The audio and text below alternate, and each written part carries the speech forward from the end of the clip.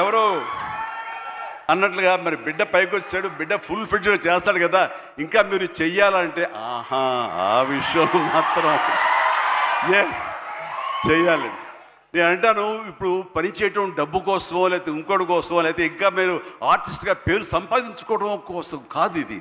ఇది పని చేయటంలో ఆనందం ఉంది, పని చేయటంలో ఒక ఎనర్జీ ఉంటుంది. సో అది పూర్తిగా జీవితకాలం అనుభవించిన నాకు, 47 సంవత్సరాల పాటు అనుభవించిన నాకు ఆ పని అంటే ఆ ఉత్సాహం అంతే. జస్ట్ 24 అవర్స్ బ్యాక్ మొన్న ఉదయం 4:30 లేచాను. ఎందుకంటే ఎక్కడో అల్యూమినియం ఫ్యాక్టరీలో నేను 8 o'clock షార్ట్లో ఉండాలి అంటే 4:30 లెగిస్తాను కానీ నేను వెళ్ళలేను. 4:30 లేచాను, ఒక 1 hour ఎక్సర్సైజ్ చేస్తాను, మేకప్ అండ్ వెళ్ళిన తర్వాత ఏం ఓపిక అండి మీకు అట్లాగా, ఇంకా ఎన్నాళ్ళు పని చేస్తాను మా ఆవిడ అంటుంటే, సరే చాలు వెళ్ళమ్మా ఇలా చెప్పిన డిసప్పాయింట్ చేయకు, నేను చేయాలి, చేయట్లో ఉత్సాహం అని చెప్పి.